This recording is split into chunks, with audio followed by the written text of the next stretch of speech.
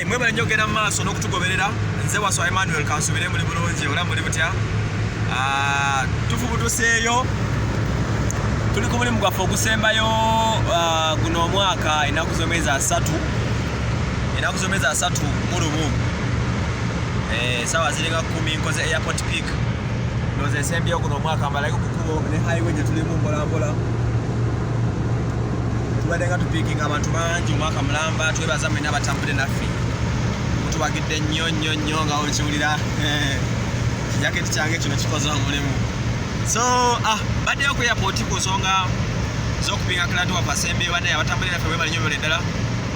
Ndoza gweziramu okupiikinga ajja kuba wankya oba okwosa enkya kyemmanyi nja kola ku tiketi yange egamba ki bwekito bwe kiri. So mwebale nnyo ddala mwena batuwagidde ndi musanyufu nnyo mutuwadde sente zona sente mwe muzituwadde zitegedde mutuwadde sente nnyo eza ddala. So mukoze omulimu ddala gwennyini omutuufu era ndi musanyufu nnyo. Zina bagamba sigaba offer sigaba offer muganda wange client wange ali mabega mumulengeddeko ndowooza wuli asirise taddaka nabagamba mubeera mukooye mba mwagala genda mu bizinesi zammwe endala siyinza kukuzza mu mboozi nakuwogeza ze mba nkusimya bibyo. So it has been a very great year.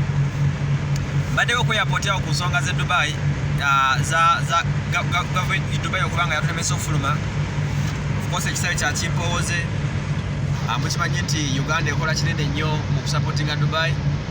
Bannayuganda bangi abagenda Dubai, bannayuganda bangi nnyo abayingira okuva e Dubai, abasuubuzi abagenda okukola, abalambuzi babeera bangi nnyo abantu nga bw'okitegeera muba bangi nnyo ekisembayo. So ekyokubanga Dubai yaggaddewo Uganda n'ensi za East Africa nga Kenya, Rwanda, Tanzania ndoza ng'oggyeko nsi ki Burundi yokka. Ensonga no za COVID mungi nnyo yeeyongedde nga bw'okiwulira.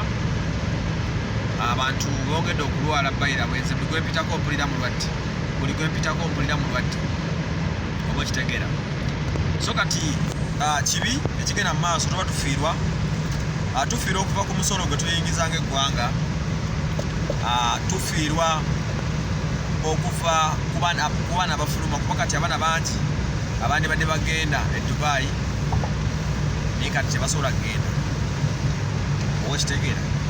Kitegeeza abaagala okufuna emirimu baba tebagenda gifuna. Abasuubuzi abadde basuubula buli bweke tebakyagenda. Kitegeeza economy ebeegwa oba kitegeera. COVID bye yasanze Dubai beesibifo n'abasigadde bagenda kusiranirayo. Ebigondo bigattagattamu nga biyitirivu nnyo. Mbaddeko ku airport yawo waliwo mukwano gwange bamuyita Kim avuga motoka ku airport wano nga bakaaba bagamba abantu bakendedde namba zakendedde. Kitegeeza tufiirwa okuva ku musolo ne tufiirwa ku bantu abakulira ku kisaawe, forex bureau ne zifiirwa, ffe ba ema bavuga abaana ku airport ne tufiirwa. Wamufuna bulungi buli muntu afiirwa. Solution ebeeremu yokka kusabira ggwanga lino okulabika nti ebintu bitambula.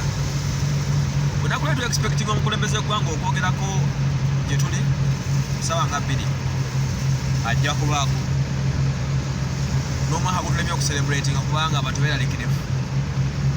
Omukulembeze agenda kugamba ki? Era okubeera mu feeling nti omwaka guyingira tujja kumala kuwulira mukulembeze kyagamba. Omukulembeze kyana batugambye tujja okubeesingira okulaba ekiddako. Tujja okubeesingira okulaba ekiddako. COVID mungi mu ggwanga yeyongedde andi mutuwulira. Abandi ffe ab'emu twali twegema bakusanga weegema abatajja kuluma nnyo just in case nga kutte era tubakubiriza mugere mwegeme.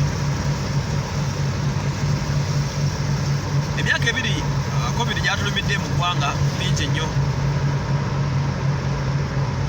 ebyenfuna bingi bisiraanye, abantu bangi emirimu gyebaweddeko, bizinesi nyingi ziganye otambula lwa covid. Tulina okweteeramu essaala tulabe nga ebintu bitereera, omukama tusaasire ebintu bitambule nga bintu byagala, bwekityo bwe kirina okuba. Ebirowoozo byonna biri ku kusoma. Abaana baddayo okusoma oba fe tusaba omukulembeze yandibadde agulawo agulewo olw'ensonga tulina okuyiga okubeerawo n'obulwadde buno, naye agenda tugamba ki? Kyekibuuzo. Bannange agenda tugamba ki?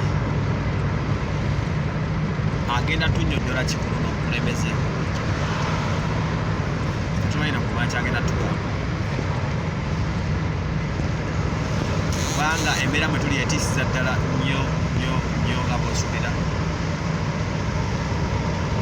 Fenna essaala yaffe eryemu agulewo,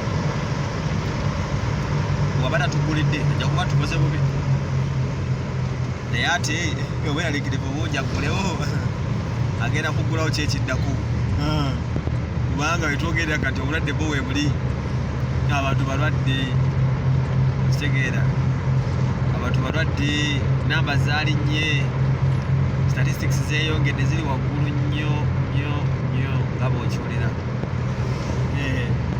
ziri waggulu ddala bannange, okitegeera bulungi nnyo. Kale nawe we tuli, naye besides that mbeebaza mwenna batambudde naffe. Nina omuwala gwempiseeko anaavonyola ekigaati ekikalu, talinaako yadde akokunywerako ensi ennyaamu. Mbeebaza mwenna abatuwagidde omwaka guno, nate omwaka ogujja tugenda sanga tutambulira wamu. Enamba zange ez'essimu zibeerako 0755 10 5655 ababuukinga entambula yaffe. Ababuukinga bonsindikira message nesitagiddamu mu budde okuba bukubi, like n'okuba WhatsApp call omanya giraba ne message gikutte. Tubasuubiza baweereza ebirungi ebituufu ebisembayo, kulaba nti mwali mumulengere emabega asirise. Leero siri mu kipa custom kubanga erina ebizibu byayo bingi, yalwaddemuko. Tambulidde emmotoka ya mukwano gwange wano ntintini we tutambulidde, so bwekityo bwe kiri. Kale nembeera bwetyo bweyimiridde, enamba nge mugikubeko tukwatagane twongere otambula, tujja batambuza ng'emuntu yeetaaze. You travel in style, you travel in comfort. Waso ema mbeera okuba nkutambuza buli kimu. Client wange agenda Nansana, tugenda tukola byabwe mpola mpola nga obimanyi. Kale nno kyeki agange nze Waso Emmanuel.